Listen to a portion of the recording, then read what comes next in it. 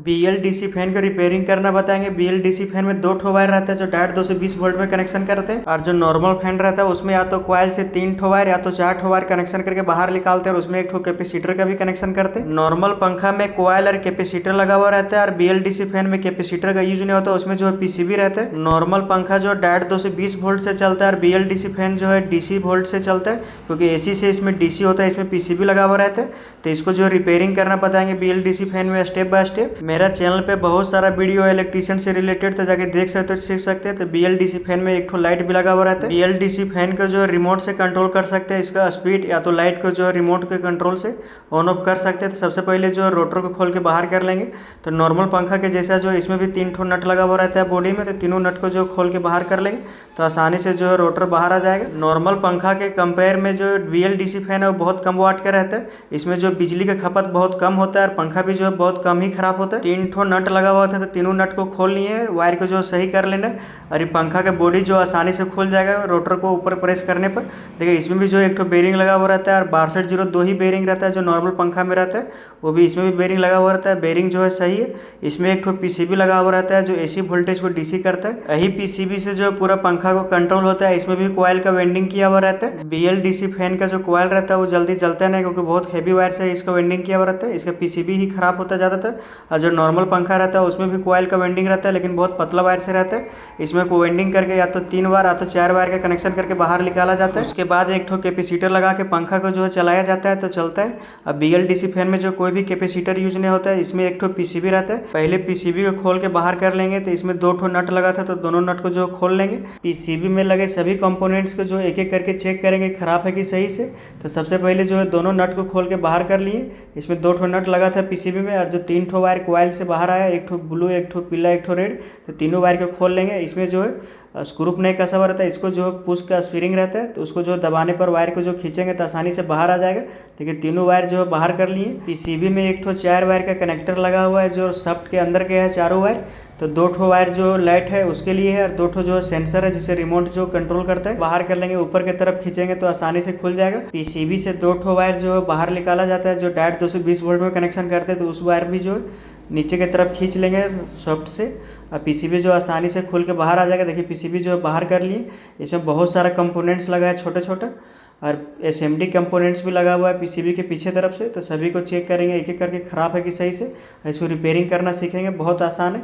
अगर आप इसको रिपेयरिंग करने सीख जाइएगा तो आप अच्छा कमाए, क्योंकि पंखा जो महंगा रहता है BLDC फैन, तो इसको मल्टीमीटर से चेक करेंगे। तो आपको मल्टीमीटर यूज करना आना चाहिए, तभी आप PCB को रिपेयरिंग कर सकते हैं। नॉर्मल पंखा के जैसा इसमें भी 1 ठो शाफ्ट रहता है, इसमें भी जो है कॉइल का वेंडिंग किया हुआ है, लेकिन इसमें जो है कॉइल दूसरा तरह से वेंडिंग किया हुआ है। इसमें भी एक नीचे बेरिंग लगा हुआ रहता है जो 6201 रहता है। इसमें भी 3 ठो वायर बाहर निकाला गया वेंडिंग करके।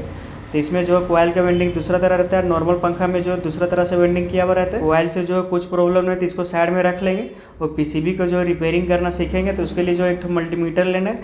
मल्टीमीटर को कंटिन्यूटी पॉइंट में सेट कर देंगे, बजर पॉइंट में, क्योंकि इसी से जो है सभी कंपोनेंट्स को चेक कर लेंगे एक एक करके। मल्टीमीटर के साथ जो 2 ठो प्रोब देता है चेक करने के लिए, तो दोनों प्रोब को टच करने पर जो है मल्टीमीटर से बीप की आवाज़ आना चाहिए। तो मल्टीमीटर सही। अब सबसे पहले जो है कंपोनेंट्स को एक एक करके समझेंगे। PCB को खोल के बाहर करने के बाद जो PCB के सभी कंपोनेंट्स को ध्यान से देखना है, क्योंकि बहुत सारा कंपोनेंट्स जो जला हुआ रहता है या तो फूला फटा हुआ रहता है, तो आप देख के भी पता कर सकते हैं। तो सबसे पहले जो सभी कंपोनेंट्स को बहुत ध्यान से देखना है।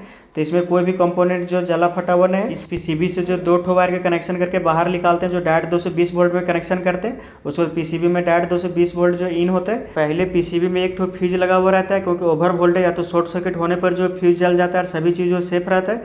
तो सबसे पहले 1 ठो फ्यूज में गया, उसके बाद 1 ठो कॉइल लगा हुआ है छोटा सा, उस कॉइल में गया। उसके बाद 1 ठो MOV है उसमें गया है। उसके बाद सीरीज में जो है 1 ठो नॉन पोलराइज कैपेसिटर भी लगा हुआ रहता है। ये सब जो कंपोनेंट्स है ओवर वोल्टेज के लिए लगा हुआ रहता है। अगर ओवर वोल्टेज आता है तो कंपोनेंट्स खराब रहता है। उसके बाद जो 1 ठो कॉइल लगा हुआ है जो डबल पोल का कॉइल है, इसमें लाइव और न्यूट्रल दोनों का कनेक्शन होता है।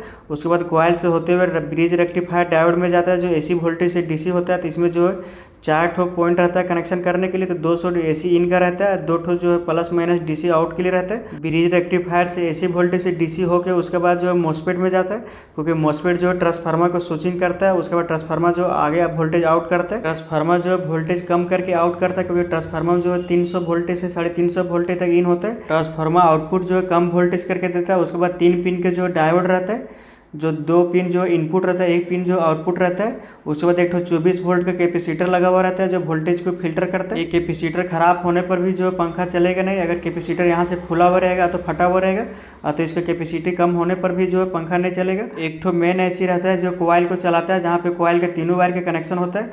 तो यही IC जो अलग अलग वोल्टेज जो निकालता है, क्योंकि ट्रांसफार्मर आउट जो एक ही वोल्टेज करता है, इस IC से जो है अलग अलग वोल्टेज निकालता है। कोयल के तीनों वायर के जो है यही कनेक्टर में कनेक्शन होता है। यही IC जो है खराब हो गया है, बीच से जो है जल गया है, फट गया। हो सकता है कि ओवर वोल्टेज हुआ होगा, इसके कारण जो IC खराब हो गया, इसीलिए पंखा नहीं घूम रहा। PCB में एक ठो IC है जो आगे तरफ लाइट है और सेंसर है, उसको कंट्रोल करता है। और जो मेन IC यही जल गया है, फट गया, तो IC की जो चेंज करेंगे मार्केट से लाके। और PCB में सभी कंपोनेंट जो सही है, क्योंकि देखने से जो कोई भी PCB खराब नहीं। और मल्टीमीटर से भी चेक करेंगे। और पीछे तरफ जो SMD कंपोनेंट्स लगा हुआ है वो भी जला हुआ नहीं है कहीं। PCB के प्राइमरी साइड ही ज़्यादातर कंपोनेंट्स खराब होता है। तो जहाँ पे 220 वोल्ट इन होता है, 2 ठो वायर जो बाहर निकाला गया, तो दोनों वायर जो PCB में कनेक्ट हुआ वहीं पे जो कंपोनेंट्स लगा हुआ रहता है। तो ओवर वोल्टेज से होने से जो वहीं का कंपोनेंट्स खराब होता है। तो मल्टीमीटर से चेक करना बताएंगे कैसे चेक करेंगे। PCB में पहले एक ठो फ्यूज लगा हुआ है, तो पहले जो फ्यूज को चेक कर लेना। दोनों पॉइंट में टच करने पर जो मल्टीमीटर से बीप की आवाज़ आना चाहिए। उसके बाद जो है डायोड रेक्टिफायर, जहाँ पे डायोड लगा हुआ है, तो उसी में चेक करेंगे। उसमें 4 ठो पॉइंट रहता है, तो बीच वाला दोनों पॉइंट जो AC इन का रहता है। और दोनों साइड वाला जो है एक ठो प्लस रहता है, एक ठो माइनस रहता है। तो सबसे पहले जो जहाँ पे AC इन हुआ है पॉइंट, वहाँ पे मल्टीमीटर का एक पिन टच करेंगे। और डायोड जो है ब्रिज रेक्टिफायर के एक पिन में टच करेंगे, तो मल्टीमीटर में जो बीप की आवाज़ आना चाहिए। देखिए डायरेक्ट जो है दोनों पॉइंट में टच कर रहे हैं, AC इन और ब्रिज रेक्टिफायर के बीच वाला पिन में। तो मल्टीमीटर में बीप की आवाज़ आ रहा है, मतलब जो वहाँ से यहाँ तक जो ट्रैक में लगा हुआ सभी कंपोनेंट्स वो सही है। उसके बाद दूसरा पिन में टच करेंगे तो AC लाइन के दूसरा पॉइंट में लेके और ब्रिज रेक्टिफायर के दूसरा पॉइंट में टच करेंगे, तो उसमें भी जो है बीप दे रहा है। मतलब जो ब्रिज रेक्टिफायर तक जो है सर्किट पूरा कंप्लीट है। उसके बाद जो एक MOSFET लगा हुआ है, तो MOSFEट में 3 ठो पिन रहता है। ये जब ज़्यादातर खराब होता है तब फुल या तो फट जाता है, तो इसमें भी फटा हुआ नहीं है। तो तीनों पिन को टच करके चेक करेंगे, तो आपस में जो बीप नहीं देना चाहिए। लेकिन तीनों पिन में टच करने पर कोई भी पिन से एक दूसरे से बीप नहीं दे रहा है। बाकी बात जो कंपोनेंट्स है वो खराब नहीं है, क्योंकि अगर कंपोनेंट्स खराब रहता है छोटा छोटा तो देखने से पता चल जाता है। तो इसमें जो PCB में प्राइमरी साइड जो कंपोनेंट्स लगा हुआ है वो सभी सही है, क्योंकि एक भी जला हुआ नहीं है। अगर कंपोनेंट्स जला हुआ रहता है तो देखने से पता चल जाता है। जो PCB में एक आउटपुट साइड जो एक ठो 3 पिन का डायोड लगा हुआ है, तो 2 पिन जो इसका इन रहता है, बीच वाला पिन जो आउट रहता है, तो इसको भी जो है मल्टीमीटर से चेक कर सकते हैं। इसमें जो है PCB में जो मेन IC है जो कोयल को रनिंग करता है, यही IC जो है बीच से जला हुआ है। अभी IC जो है सेम नंबर के नहीं है, तो मार्केट से AC ला के चेंज करेंगे। तो अगला वीडियो में जो बताएंगे किस तरह IC चेंज करते हैं, तो पंखा को चला के दिखाएंगे।